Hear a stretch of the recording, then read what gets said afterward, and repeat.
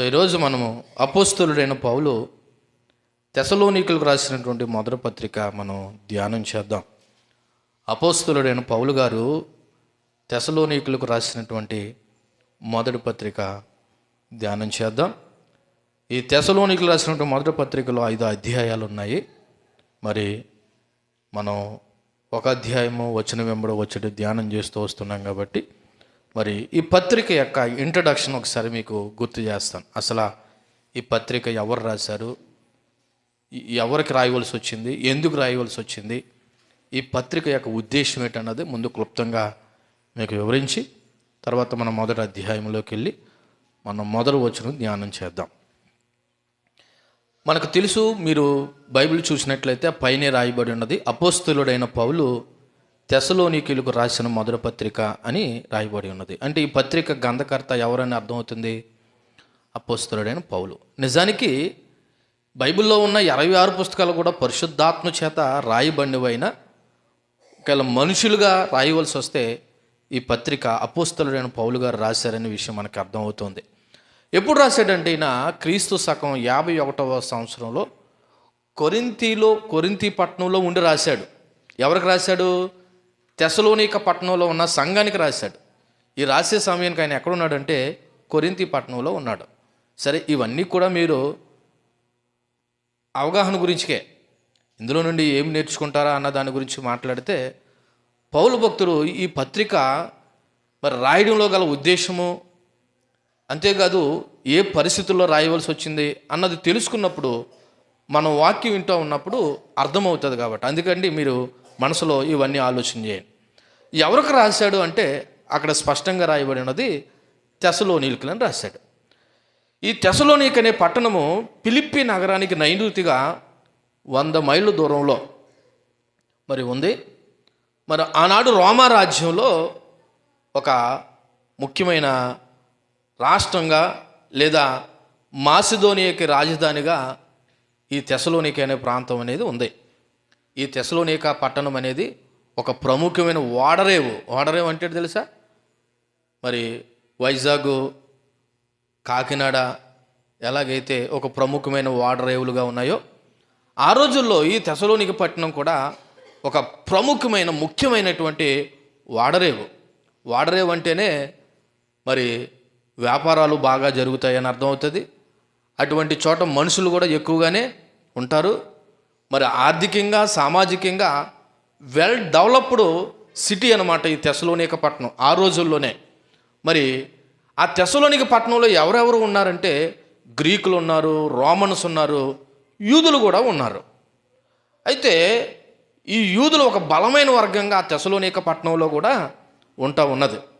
అయితే ఈ పత్రిక ఎందుకు రాయవలసి వచ్చింది అన్న విషయాన్ని మనం ఒకసారి ఆలోచన చేసినప్పుడు అపోస్తలుడైన పౌలు రెండవ మిషనరీ యాత్రలో భాగంగా తెసలోనీలకు మొదటగా సువార్త ప్రకటించాడు. తెసలోనీలకు ఏం చేశాడు? సువార్త ప్రకటించాడు. పౌలు గారు చాలా మిషనరీ యాత్రలు చేశాడు. అందులో రెండో మిషనరీ యాత్రలో భాగంగా ఈయన తెసలోనిక పట్టణానికి వెళ్ళాడు. ఈ తెసలోనిక పట్టణానికి వెళ్ళే సమయానికి ఆ పట్టణం యొక్క ఆధ్యాత్మిక స్థితి ఎలాగుందంటే మరి విగ్రహారాధకులు, అన్యులతో ఆ నగరం అంతా నిండిపోయి మరి గ్రీకులు, రోమన్లు రకరకాల దేవుళ్ళతో విగ్రహాలతో మరి ఆ పట్టణం అంతా నిండిపోయింది. కారణం ఏంటంటే మరి ఆ పట్టణాన్ని పరిపాలించేటువంటి చక్రవర్తి కైసరు ఇటువంటి ఆరాధన అంటే ఇష్టము, ప్రసిద్ధి కాబట్టి వీళ్ళు కూడా ఏం చేశారంటే పూర్తిగా చక్రవర్తి మాటకు లోబడి వాళ్ళ ఇష్టానుసారంగా విగ్రహారాధనతో వాళ్ళకి నచ్చిన విధంగా మరి కొనసాగుతూ ఉంది ఆ పట్టణం. అటువంటి పట్టణానికి పౌలు భక్తుడు తన మిషనరీ యాత్రలో భాగంగా వెళ్ళాడు. అయితే ఈ కైసరుకి వీళ్ళందరూ విధేయత చూపడం వల్ల ఎవళ్ళ సామాజిక వర్గానికి వాళ్ళకు కావలసిన వెసులుబాట్లు ఇచ్చాడు. గ్రీకులైతే గ్రీకులు నచ్చిన విధంగా, రోమన్స్ అయితే రోమన్స్ నచ్చిన విధంగా, ఒకళ్ళు యూదులైతే యూదులకు నచ్చిన విధంగా ఉండొచ్చని వాళ్ళకి కావలసినటువంటి వసతులు, వనరులు, సౌకర్యాలు అన్నీ కూడా కైసరు ఇచ్చాడు. కారణం ఏంటంటే వీళ్ళందరూ కైసరు యొక్క మాటకు లోబడి విధేయత చూపిస్తున్నారు. అందులో భాగంగానే యూదులు కూడా సామాజిక మందిరాలు సమాజ కేంద్రాలు కూడా ఉన్నాయి. వీళ్ళు కూడా శనివారం ఏం చేస్తారంటే ఆ సమాజ కేంద్రంలో లేదా ఆ మందిరంలో వాళ్ళు గ్యాదర్ అయ్యేవారు. వాళ్ళు మరి ధర్మశాస్త్రాన్ని లేకపోతే తోరాన్ని వాళ్ళ విధానాల్లో వాళ్ళు ధ్యానం చేసుకునేవారు. అయితే పౌలు భక్తుడు ప్రభువుని అంగీకరించిన తర్వాత మరి సువార్త పనిలో భాగంగా రెండో మిషనరీ యాత్రలో భాగంగా ఈ తెసలోనిక పట్టణానికి వచ్చి ఆ సమాజ మందిరంలో ఉన్నటువంటి ఆనాడు యూదులు లేకపోతే గ్రీకులు రోమనులు దేవుని యొక్క సువార్తను లేఖనాల ఆధారంగా, ధర్మశాస్త్ర పాత నిబంధన లేఖనాల ఆధారంగా మీరు ఎవరైతే ఏ ప్రభువునైతే తృణీకరించారో ఆ ప్రభువే బాబు మన అందరికీ మెస్సయ్య, ఆయనే మన నిమిత్తం ఈ లోకానికి వచ్చి మరణించి తిరిగి లేచాడు. కానీ మనం అవివేకంతోనూ అజ్ఞానంతోనూ ఆ ప్రభుని తృణీకరించి సిలువ వేశాము.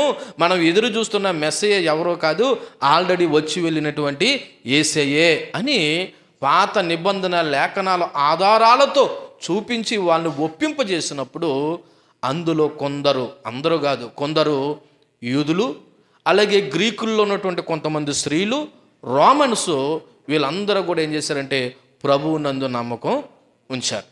అలా ప్రభువునందు నమ్మకం ఉంచి ఏర్పడినటువంటి సంఘమే తెసలోనిక సంఘం. అర్థమైంది అనుకుంటాను. ఎందుకంటే యూదులు వేరు, ఆ యూదుల్లో నుండి కొందరు ప్రభువుని నమ్మారు, వాళ్ళే క్రీస్తు యొక్క సంఘం. అది తెసలోనిక పట్టణంలో ఏర్పడ్డది కాబట్టి తెసలోనిక సంఘం అని మాట్లాడారు. ఆ సంఘంలో ఆనాడు యూదులు ఉన్నారు, గ్రీకులు ఉన్నారు, రోమన్స్ కూడా ఉన్నారు. వీళ్ళందరూ కూడా ఎవరంటే ప్రభువుని విశ్వసించినటువంటి మరి క్రీస్తు సంఘము అన్నది మొట్టమొదటిగా తెసలోనికలో ఏర్పాటు చేయబడ్డది. మరి ఇదంతా బాగానే ఉంది కదా.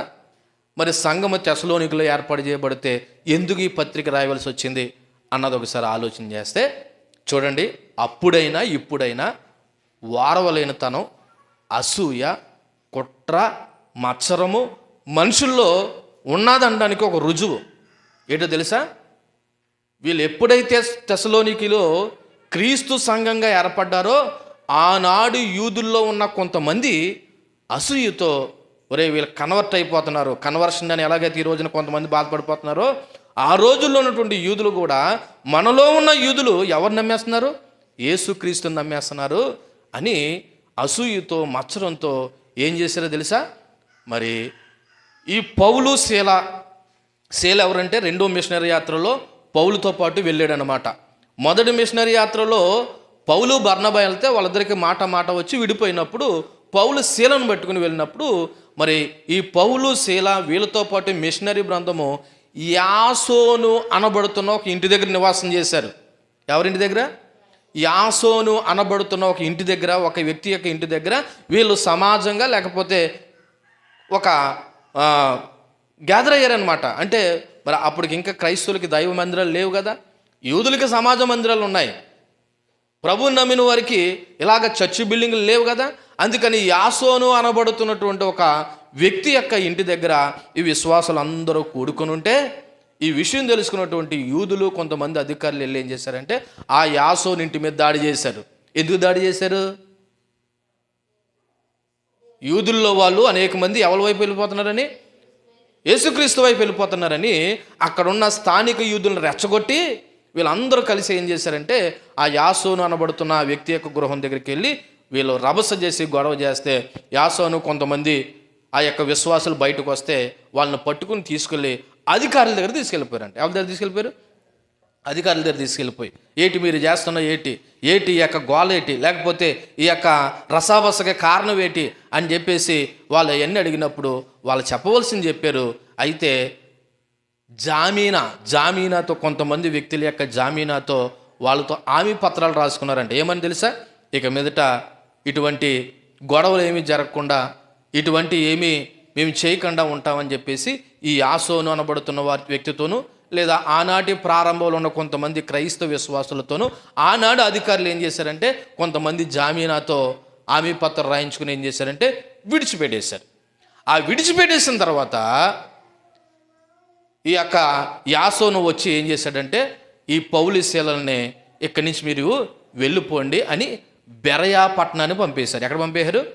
ఇదంతా కథ కాదు, కల్పితం అంతా కాదు. ఒకసారి మీరు అపోస్తుల కార్యాలు 17వ అధ్యాయము 1-10 చదివితే నేను చెప్పినటువంటి ఈ స్టోరీ అంతా, ఈ హిస్టరీ అంతా మనకి అక్కడ కనబడుతుంది. ఒకసారి మీరు అపోస్తుల కార్యాలు 17వ అధ్యాయం నేనే చదువుతాను, మీరు చాలా జాగ్రత్తగా అలా ఉన్నదో లేదన్నది చూడండి. వారు అంఫిపొలి అపోలోనియ పట్టణముల మీదుగా వెళ్ళి తెస్సలోనికకు వచ్చిరి. ఉందా? వచ్చిరి.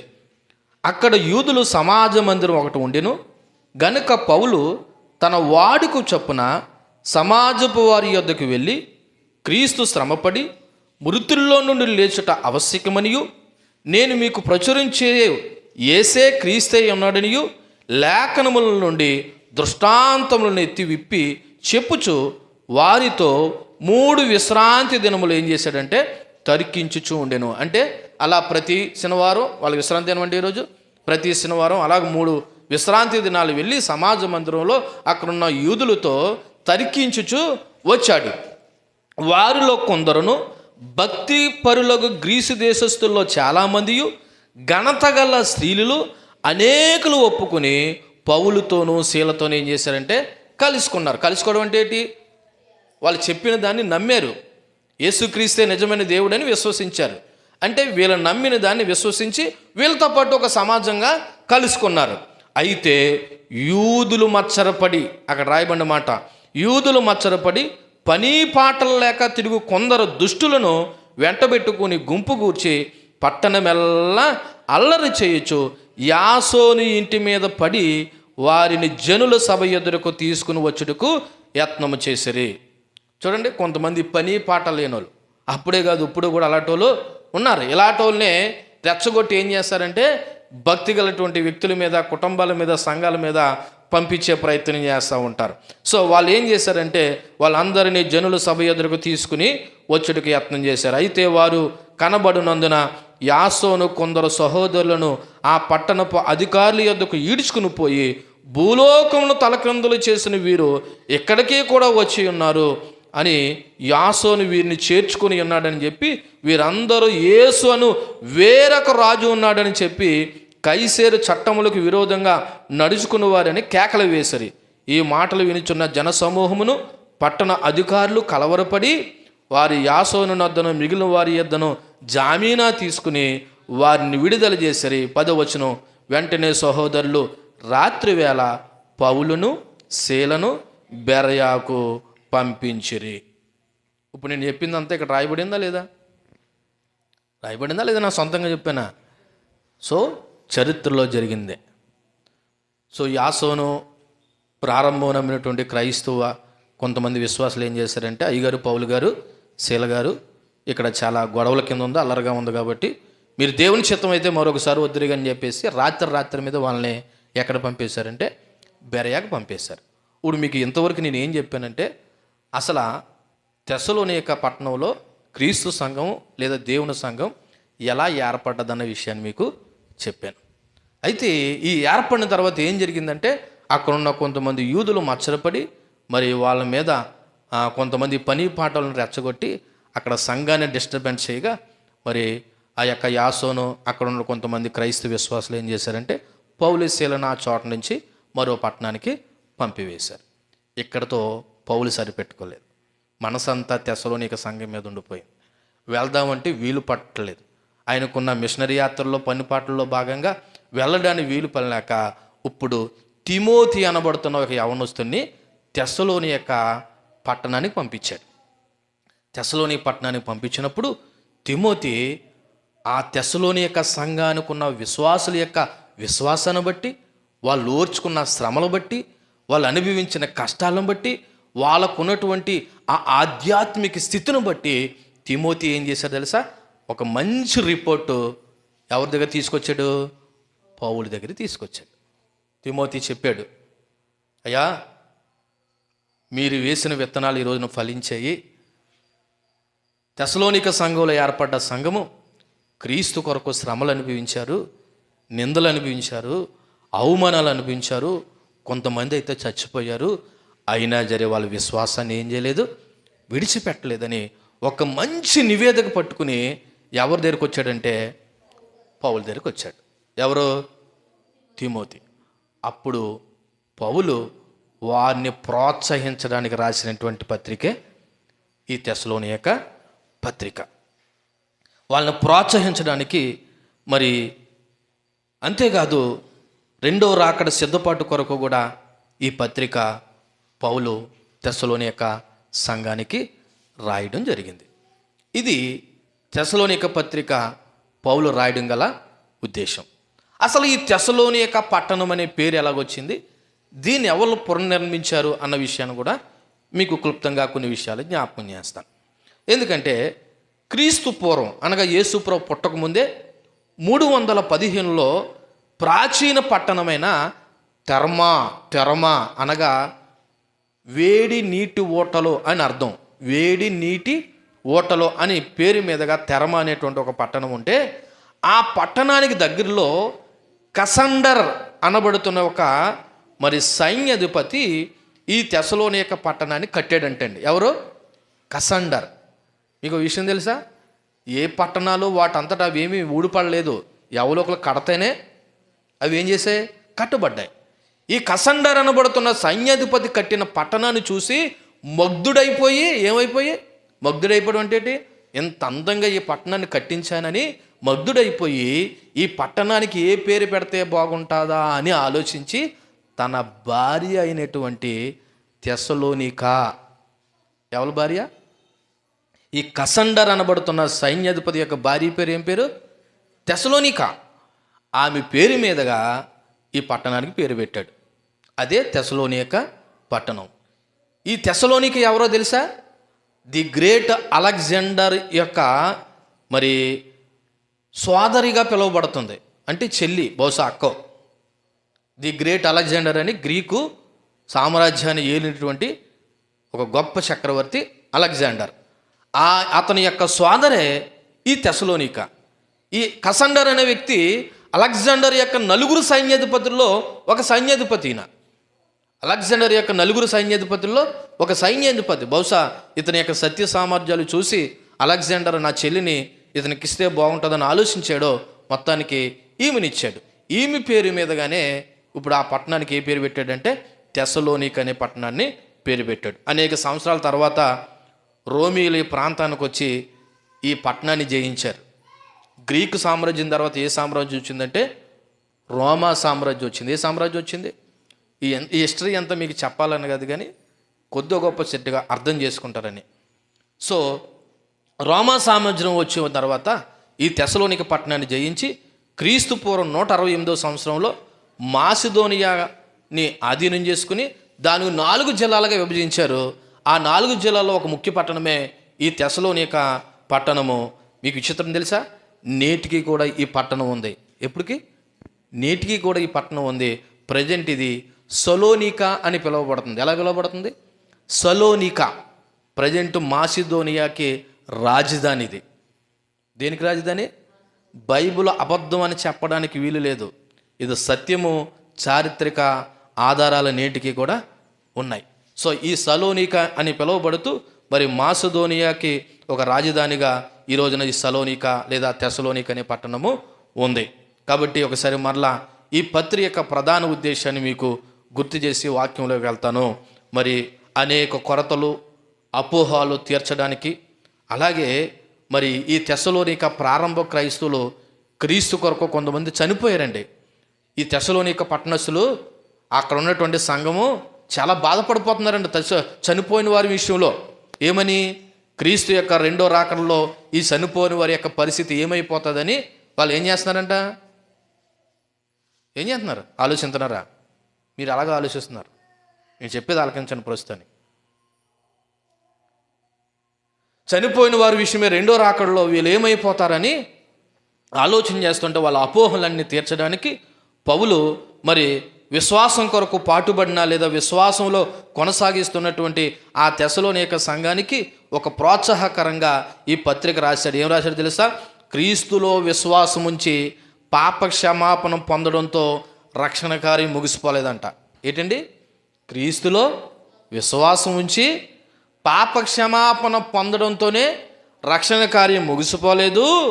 విశ్వాసుల హృదయాలు గుర్తుపెట్టుకోండి, పరిశుద్ధతోనూ దేనితోనూ విశ్వాసుల యొక్క హృదయాలు దేంతో నిండుకోవాలంట?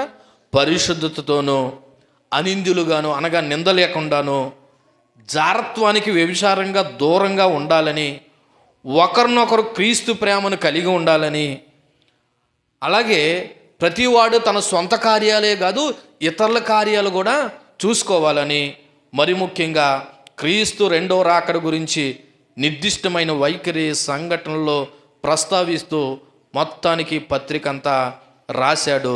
అదే తెస్సలోనిక పత్రిక. మరలా ఏమేమి గుర్తు చేయడానికి?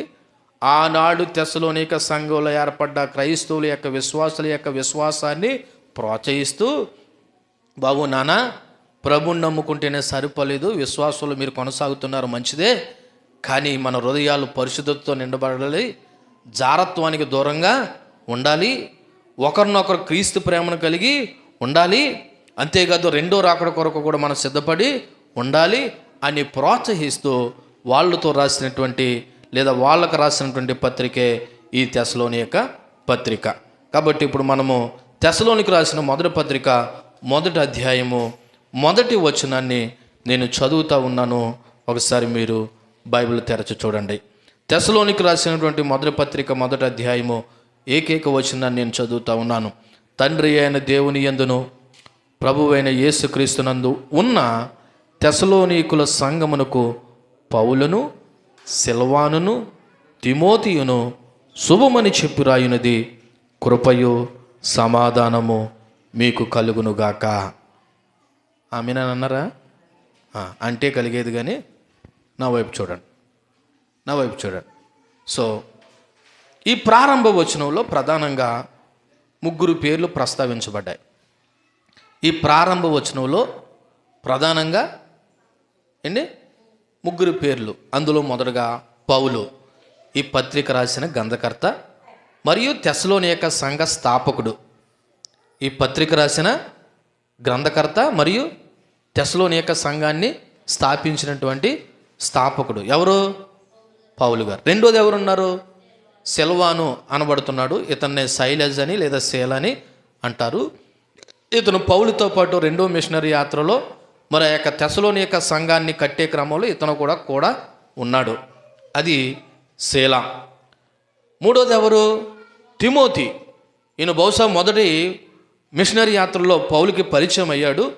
పౌలు యొక్క శిష్యుడు. ఎవరి శిష్యుడు? పౌలు యొక్క శిష్యుడు తెస్సలోనికి వెళ్ళి సంఘస్థితి గురించి పౌలుకి నివేదిక ఇచ్చినవాడు. తెస్సలోనిక పట్టణానికి వెళ్ళి అక్కడ యొక్క సంఘం యొక్క స్థితిగతులను మరి చూసి ఒక మంచి నివేదికను తీసుకొచ్చిన వ్యక్తి తిమోతి. ఇప్పుడు ఈ పత్రిక తెస్సలోనిక సంఘానికి రాసే క్రమంలో, ఈ పత్రిక రాసే సమయానికి పక్కన ఎవరు ఉన్నారంటే ఈ సిల్వా ఉన్నాడు, తిమోతి కూడా ఉన్నాడు.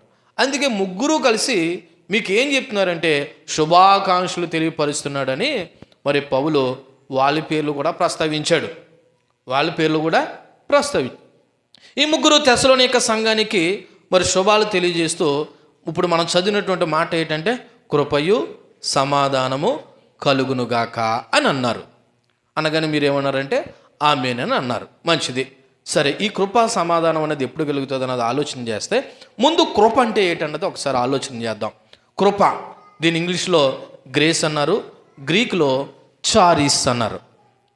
తెలుగులో కృప, ఇంగ్లీష్లో గ్రేస్, గ్రీకులో చారిస్. అంటే ఏంటో తెలుసా? దేవుని ఉచిత దయ. దేవుని ఉచిత దయ, క్షమాపణ, ఆశీర్వాదం. అంటే ఏంటో చెప్పమంటారా? నిజానికి దేవుని కృపను పొందుకోవడానికి మనము లేదా ఆయన అనుగ్రహాన్ని పొందుకోవడానికి మనం అర్హులము కాము. మనకు లేదా మనము సొంత ప్రయత్నాలు చేయడం వల్ల సంపాదించుకునేది కాదు. మన సొంత ప్రయత్నాలు చేయడం వల్ల సంపాదించుకునేది కాకపోయినప్పటికీ సంపాదించుకొనలేని వారికి దేవుడు దయ చూపించడమే ఈ కృప. సంపాదించుకోలేని వారికి దేవుని యొక్క దయను చూపించడమే ఈ కృప. రెండోది ఏంటంట? సమాధానము. దీని ఇంగ్లీష్లో ఏమన్నారంటే పీస్ అన్నారు. మరి దీన్ని హిబ్రూలో షాలోమ్ అన్నారనమాట. ఏమన్నారు? షాలోమ్. షాలోమ్ అంటే సమాధానం అని అర్థము. అంటే ఇక్కడ సమాధానం అంటే పూర్తి శాంతి, దేవునితో సరైన సంబంధం. పూర్తి శాంతి, దేవునితో సరైన సంబంధం. పౌలు ఈ రెండింటినీ కలిపి, అక్కడ ఎవరున్నారంటే యూదులు ఉన్నారు, గ్రీకులు ఉన్నారు. కాబట్టి యోధా మరియు గ్రీకు సంస్కృతుల మధ్య సమన్వయాన్ని చూపిస్తూ మీకు ఆ దేవుని యొక్క కృపా సమాధానం కలగాలని మరి ఆశిస్తూ శుభాకాంక్షలు తెలియజేశాడు. ఇక్కడ సమాధానం అనే మాటకు అర్థం ఏంటో తెలుసా? హృదయంలో నెమ్మదే. ఎక్కడ ఉండాలి నెమ్మదే? ముందు ఎక్కడ ఉండాలా నెమ్మది? హృదయంలో నెమ్మది ఉంటే ఇంట్లో నెమ్మది ఉంటుంది.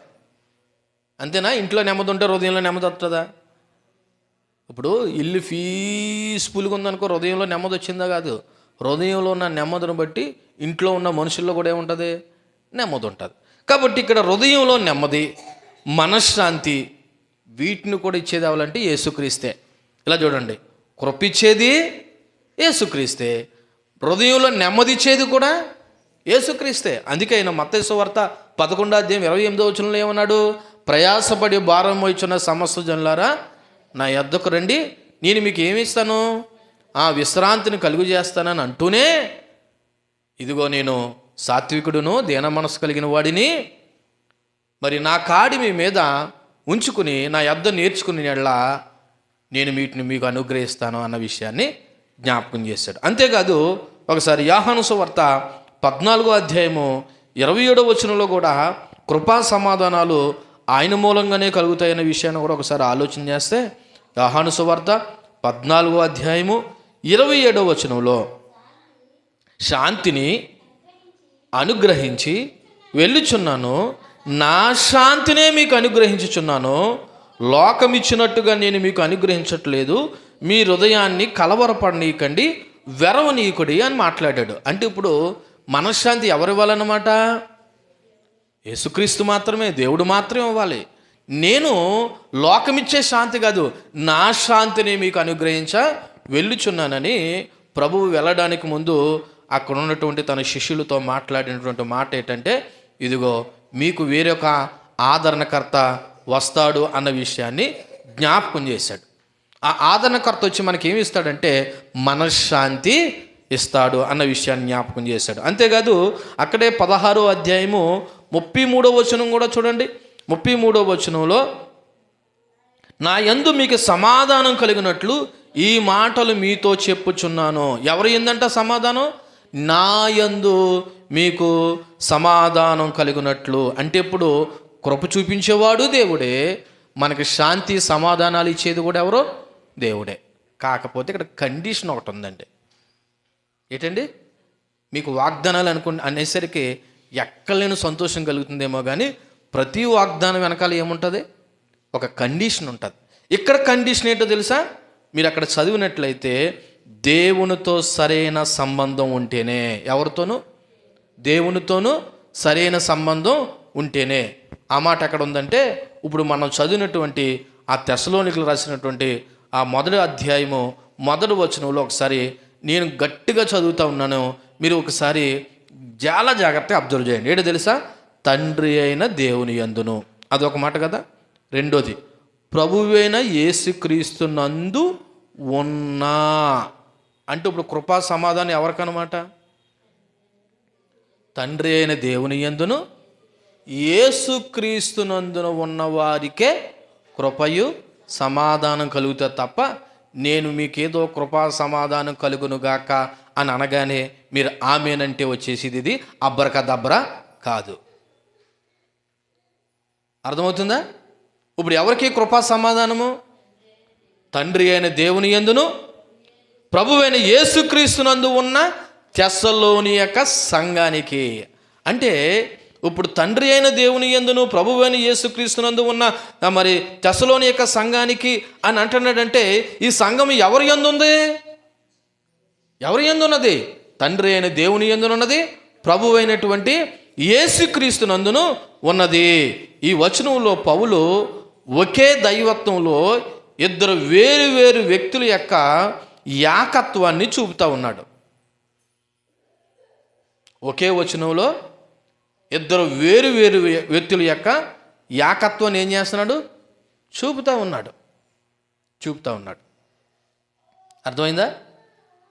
మళ్ళీ గుర్తు చేస్తున్నాను, ఇక్కడ ఇద్దరు వేరు వేరు వ్యక్తుల యొక్క దైవత్వాన్ని ఒకే ఏకత్వంలో చూపుతూ ఉన్నాడు. ఇప్పుడు మీకు అర్థమయ్యేలా చెప్పాలంటే ఒకసారి మనము మత్తయి సువార్త 3వ అధ్యాయము 16-17 వచనాలు చదువుదాం. మత్తయి సువార్త 3వ అధ్యాయము 16-17 వచనాలు. యేసు బాప్తిసం పొందిన వెంటనే నీళ్ళలో నుండి ఒడ్డుకు వచ్చును. ఇదిగో ఆకాశం తెరవబడును. దేవుని ఆత్మ పావురం వలె దిగి తన మీదకు వచ్చుడు చూచెను.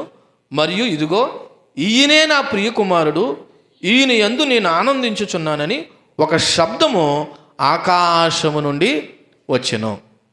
మీకు ఏమర్థమైంది చదివితేనే? ఏం అర్థం కాకపోతే నేను చెప్తున్నాను చూడండి. ఇక్కడ త్రియేక దేవుడు కనబడుతున్నాడు. ఎవరు కనబడుతున్నారు? త్రియేక దేవుడు. ఇలా చూడండి నా వైపు. బాప్తిసం ఎవరు తీసుకున్నారు అక్కడ? ఇది బాప్తిసం తీసుకునే సందర్భం అన్నమాట. యేసు ప్రభు ఆత్మ ఏ రూపంలో వచ్చిందంట? పావురం రూపంలో. ఇక్కడ ఎంతమంది అయ్యారు? 2 అయ్యారు. ఈయన నా ప్రియ కుమారుడు, ఈయన యందు నేను ఆనందించుచున్నానని ఆకాశం నుండి ఒక స్వరం వినబడ్డది. ఆయన ఎవరు అంటే ఇక్కడ త్రియేక దేవుడు ఒకే సమయంలో ఏకత్వంలో కనబడుతున్నాడా లేదా? అలాగే ఇక్కడ పౌలు కూడా తండ్రి అయిన దేవుని యందును ప్రభువు అయిన యేసుక్రీస్తునందును సంఘము ఉండాలనే విషయాన్ని జ్ఞాపకం చేస్తున్నాడు. కావులితే మరొక యోహాను సువార్త 10వ అధ్యాయం 30వ వచనం కూడా చూడండి. యోహాను సువార్త 10వ అధ్యాయము 30వ వచనం. యోహాను సువార్త 10వ అధ్యాయము 30వ వచనం. నేనును తండ్రియును ఏకమై ఉన్నామని వారితో చెప్పెను. యేసుక్రీస్తు ఏమంటున్నాడు? నేనును తండ్రి కూడా ఇద్దరు ఏమై ఉన్నాము? ఏకమై ఉన్నాము. అంటే ఇక్కడ తండ్రి వేరు కుమారుడు వేరు కాదు, ఇద్దరు ఒకటే అనే విషయాన్ని జ్ఞాపకం చేస్తున్నాడు.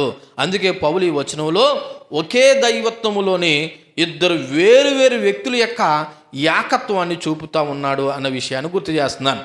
సరే, ఇప్పుడు సంఘము ఎవరి యందు ఉండాలంట? దేవుని యందును ప్రభువైన యేసుక్రీస్తునందును ఉండాలని అర్థమవుతుంది. అలా ఉండేదాన్నే దేవుని సంఘం అంటారు. దాన్నే ఎక్లేషియా అన్నారు. తండ్రి అయిన దేవుని యందును ప్రభువైన యేసుక్రీస్తునందును ఉన్న సంఘాన్నే ఎవరి సంఘం అంటారు? దేవుని సంఘం అంటారు. లేకపోతే మీరు అంటున్నట్టుగా పాస్టర్ గారి పేర్లు చెప్పి అలా పలానా పాస్టర్ గారి సంఘం అండి, పలానా పాస్టర్ గారి సంఘం అండి అని అంటారు. నిజానికి సంఘం ఎవరిది? దేవుడిది. తన రక్తం చేత కొన్నటువంటి సంఘం ఇది. తన రక్తం చేత మరి కన్నటువంటి సంఘం ఇది. ఈ సంఘం ఎక్కడ ఉండాలంట? దేవుని యందును ప్రభువైన యేసుక్రీస్తునందును ఉండాలి. అయితే ఈ వచనము చాలా సాధారణంగా మనకు కనబడుతున్నా, ఈ వచనంలో లోతైన ఆధ్యాత్మిక సత్యం ఒకటి దాగుంది. అదేంటో తెలుసా? సంఘము దేవునిలో ఉండటం. సంఘము దేవునిలో ఉండటం. మరి సంఘము దేవుళ్ళో ఉండడం అంటే ఏంటి? నిజానికి సంఘం అంటే భౌతికమైన కట్టడము కాదు. అది దేవునిలోను మరియు యేసుక్రీస్తులోను ఉందని పౌలు జ్ఞాపకం చేయడం ద్వారా క్రైస్తవులు దేవునితో ఆధ్యాత్మిక సంబంధం కలిగి ఉండాలి. క్రైస్తవులు ఎవరితోనూ?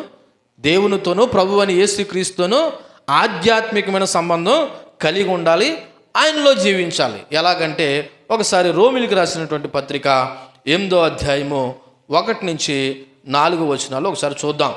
రోమిలికి రాసినటువంటి పత్రిక 8వ అధ్యాయము 1-4 వచనాలు. కాబట్టి ఇప్పుడు క్రీస్తు యేసునందున్న వారికి ఏ శిక్షా విధియు లేదు. అంటే ఇప్పుడు సంఘం ఎవరి యందు ఉండాలా?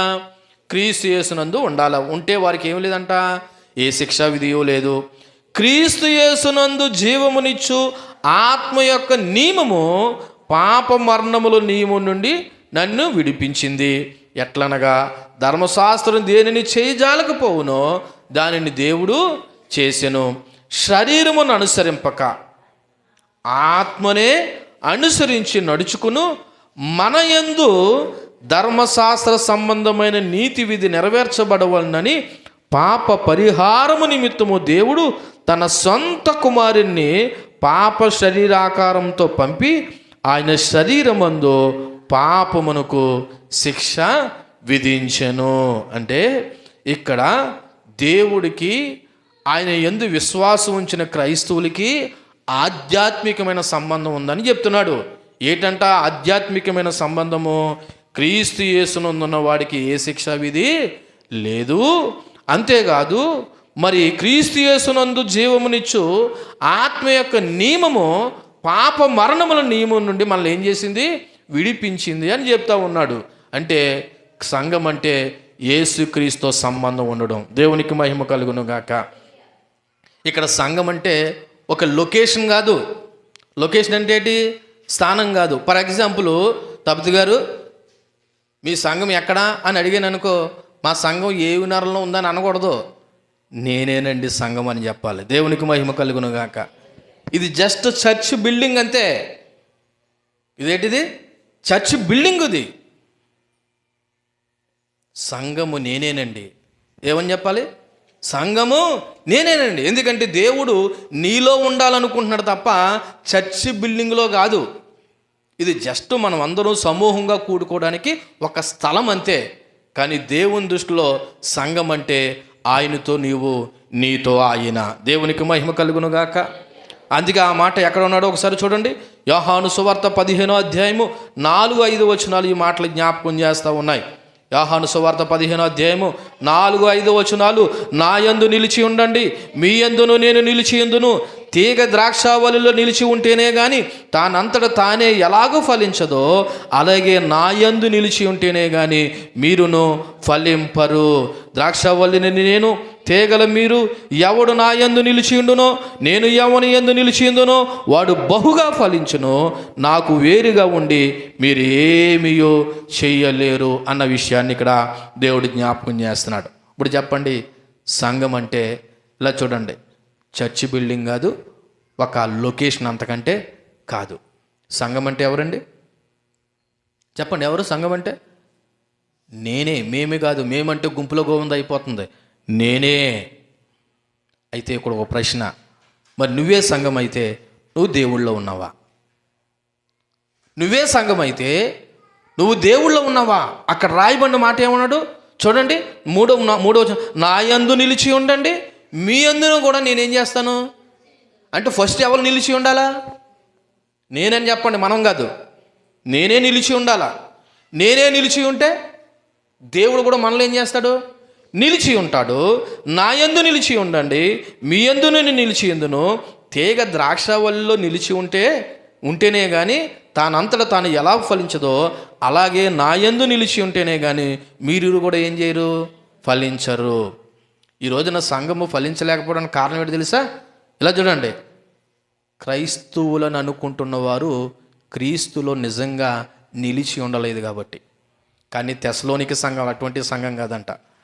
ఎందుకు పౌలు ఎంత రూఢీగా తెస్సలోనిక సంఘాన్ని గురించి చెప్తున్నాడంటే, మీకు ముందే గుర్తు చేశాను. తిమోతి వెళ్ళి ఆ సంఘం యొక్క రిపోర్ట్ను ఎవరికి చెప్పాడు? పౌలుకి చెప్పాడు. అయ్యా, మీరు విత్తిన సువార్త ఏదైతే ఉందో నిజంగా వాళ్ళు విశ్వాసాలు ఎంత స్థిరులుగా ఉన్నారో తెలుసా? ఇదిగో క్రీస్తు కొరకు చచ్చిపోయారయ్యా చాలామంది తెస్సలోనిక సంఘంలో. ఇప్పుడు క్రీస్తు కొరకు చచ్చిపోయిందంటే అంటే క్రీస్తు యొక్క నామ మహిమార్థమే క్రీస్తు కొరకు నిందలు అవమానాలు అనిపించారంటే ఆ సంఘం క్రీస్తులో ఉన్నట్ట, లోకంలో ఉన్నట్ట? క్రీస్తులో ఉంది. అందుకనే పౌలు తెస్సలోనిక సంఘాన్ని ఏ విధంగా ప్రారంభించి సంబోధించి శుభాకాంక్షలు తెలియజేశాడు? ఇదిగో తండ్రి అయిన దేవుని యందును ప్రభువు అయిన యేసుక్రీస్తునందు ఉన్న తెస్సలోనిక సంఘానికి రాయనిదని మొదలెట్టాడు. అంటే ఇప్పుడు తెస్సలోనిక సంఘం ఎక్కడుంది? తండ్రి అయిన దేవుని యందును ప్రభువు అయిన.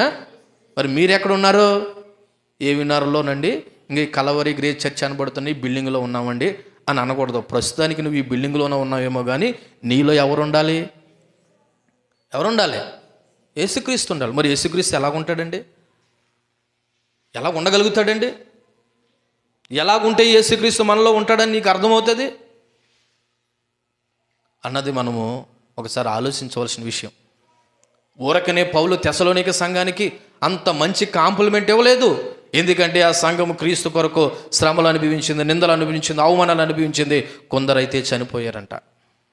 అలాగే యేసుక్రీస్తు కొరకు ఎవరైతే నిందలు అవమానాలు అన్నీ అనుభవించి అవసరమైతే చనిపోవడానికి కూడా సిద్ధంగా ఉన్నామని ఏ వ్యక్తి ఏ క్రైస్తవుడైతే అనగలుగుతాడో ఆ క్రైస్తవుడు యేసుక్రీస్తునందు ఉన్నాడు. దేవునికి మహిమ కలుగునుగాక. యేసుక్రీస్తునందు ఉండడం అంటే ఏదో నువ్వు ఆదివారం వచ్చి కూర్చుని వెళ్ళిపోవడం కాదు.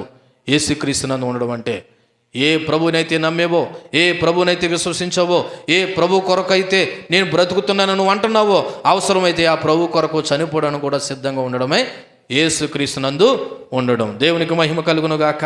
అయితే ఈ వచనం మనకు ఏం చెప్తుందన్న విషయాన్ని చెప్పి నేను ముగించే ప్రయత్నం చేస్తాను. మొదటిగా ఈ వచనము మనకి క్రీస్తులో గుర్తింపు ఉందని చెప్తుంది. ఎవరిలో గుర్తింపు? లోకంతో కాదు గుర్తింపు. నీ గుర్తింపు ఎక్కడుంది? నాకు ఐడెంటిటీ కార్డు ఉందండి, నాకు గుర్తింపు కార్డు ఉందంటే ఆ గుర్తింపు లోకంలో బ్రతకడానికి. కానీ నీకు అసలు సిసలైన గుర్తింపు ఎక్కడుంది తెలుసా? యేసుక్రీస్తునందు. మన గుర్తింపు ఈ లోకంలో కాదు.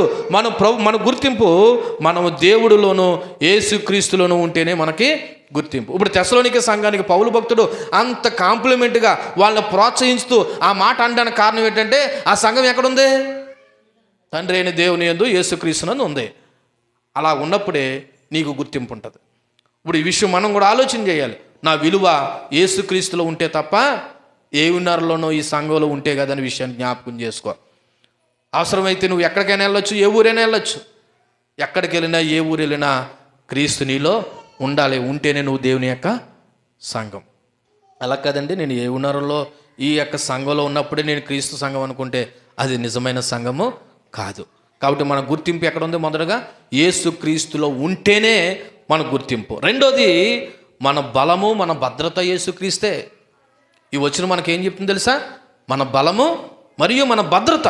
ఎందుకంటే తెస్సలోనిక సంఘము హింసలు ఎదుర్కొన్నప్పుడు మీరు ఒంటరిగా లేరు, మీతో కూడా దేవుడు ఉన్నాడు, క్రీస్తు ఉన్నాడని ధైర్యం ఇవ్వడానికి పౌలు భక్తుడు ఈ పత్రిక రాశాడు.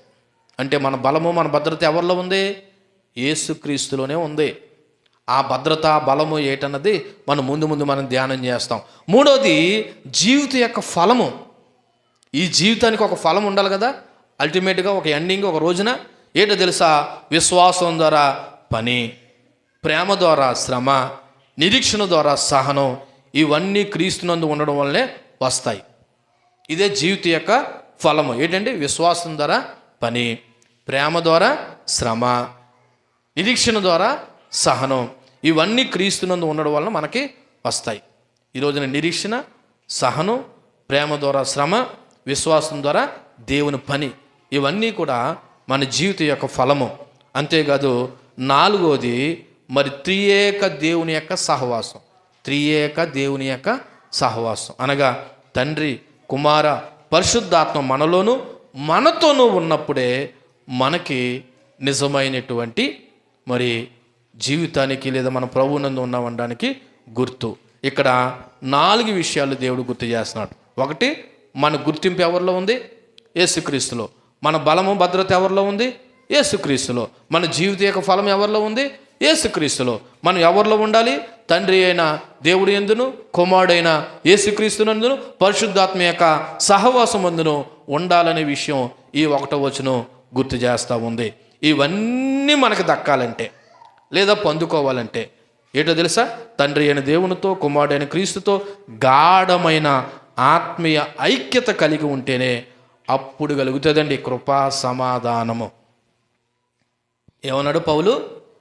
కృపయు సమాధానం కలుగునుగాక అనగానే మనకేమర్థమైందంటే ఈ గాక అనే మాట రాగానే ఆమేన్ అంటే అలా జరుగునుగాక అని ఒక అర్థం మనకి మరి మైండ్లో ఉంది. నిజానికి అలా జరుగునుగాకనే అర్థం. కానీ ఎప్పుడంట? ఇదిగో క్రీస్తు యేసునందు తండ్రి అని దేవుని యందు ఆయనతో మరి గాఢమైన ఆధ్యాత్మిక ఐక్యత కలిగి ఉంటేనే దేవుని యొక్క కృపా సమాధానం కలుగుతుంది. లేకపోతే దేవుని యొక్క కృపా సమాధానం కలగదు. కాబట్టి సంగమా ఆలోచన చేయండి. దేవుని యొక్క తండ్రి అయిన దేవుని యొక్క ప్రేమ, కృపా సమాధానం మనకు కలగాలి. అలా కలగాలంటే మనము ఎవరిలో ఉండాలి? త్రియేక దేవుని యొక్క సహవాసంలో ఆయనతో ఐక్యత కలిగి ఆయన యొక్క కృపా సమాధానాలు మనం పొందుకుందాం. దేవుడి మాటలు మనలో దీవించి ఫలింపచేయునుగాక. ఆమేన్. కళ్ళు మూసుకుందాం. చెప్పబండి మాటలను బట్టి ప్రభు పాద సన్నిధిలో ఆయన స్తుతిస్తూ ఆరాధిస్తూ కొన్ని నిమిషాలు ప్రార్థన చేద్దాం.